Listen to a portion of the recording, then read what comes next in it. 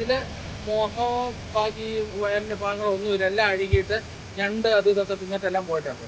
അപ്പൊ അതായത് 10 ഡ്രൈവർമാര് ഉണ്ടെങ്കിൽ അതിൽ ഒരു ഡ്രൈവർ ഒരു പെണ്ണിനെ കൊന്നാലും ബാക്കി ഡ്രൈവർമാര് അവനെ പിടിച്ച് പോലീസിൽ കൊടുക്കത്തില്ല. ഇത് അവിടെ ശവം കിടപ്പുണ്ട്, അവിടെ ഒരു ശവമുണ്ട്, പെണ്ണിന്റെ ശവമാണ്, ആരെന്നറിയില്ല, വസ്ത്രമൊന്നുമില്ല.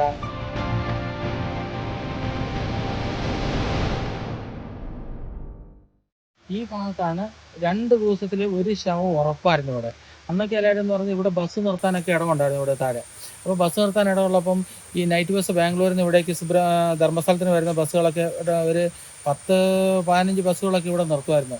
അപ്പം എല്ലാവരും പറയുന്നതെന്ന് പറഞ്ഞാൽ ബസ്സുകാർ കൊന്നിട്ടിടുന്നതാണ്, പെൺകുട്ടികളെ പീഡിപ്പിച്ചിട്ട് കൊണ്ടുവന്നിട്ടിടുന്നതാണ്. അപ്പം ഞാനും ഒരു ഡ്രൈവറാണ്.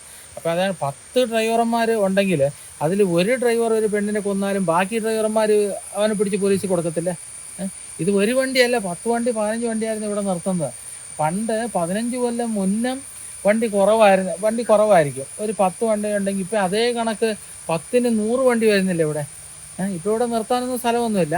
അപ്പോൾ അന്ന് ഉണ്ടായിരുന്ന ഡ്രൈവർമാർ ഇപ്പം എന്തുകൊണ്ട് ഇവിടെ വരുന്നില്ല? ഈ പെൺകുട്ടികളെ ഇവിടെ ഇപ്പം എന്തുകൊണ്ട് കൊണ്ടുവന്നിട്ട് ഇടുന്നില്ല അവർ? ഈ സ്ഥലങ്ങളിൽ ഇങ്ങനെ ഫുള്ള് ഈ ഭാഗത്ത്. ആ സമയം എനിക്ക് ചെറിയ പ്രായം, എനിക്കൊരു 15 വയസ്സ് 16 വയസ്സൊക്കെ ഉള്ളു. അപ്പം ഞാൻ ജീപ്പിൽ ഇങ്ങനെ കിളിയായിട്ട് വരുമായിരുന്നു. അപ്പോൾ ട്രിപ്പ് അടിക്കുന്ന ജീപ്പുണ്ട്, ധർമ്മസ്ഥല കൊക്കട, ധർമ്മസ്ഥല സുബ്രഹ്മണ്യ, ധർമ്മസ്ഥല നെല്ലിയാടി എന്നൊക്കെ പറഞ്ഞിട്ട്. അപ്പോൾ ആ സമയത്ത് ഞാൻ സ്ഥിരം കണ്ടുകൊണ്ടിരുന്നതാണ്. എല്ലാവരും ഡ്രൈവർമാർ, അപ്പോൾ ചെറിയ പയ്യനല്ലേ ഞാൻ, അന്ന് എനിക്ക് അത്ര വന്ന് ഇറങ്ങി നോക്കാനുള്ള ധൈര്യമില്ല.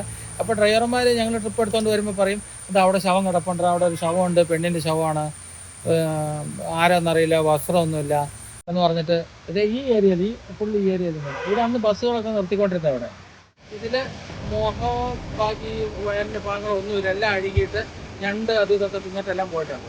അപ്പോൾ അതായത് 10 ഡ്രൈവർമാർ ഉണ്ടെങ്കിൽ അതിൽ ഒരു ഡ്രൈവർ ഒരു പെണ്ണിനെ കൊന്നാലും ബാക്കി ഡ്രൈവർമാർ അവനെ പിടിച്ച് പോലീസിൽ കൊടുക്കത്തില്ല.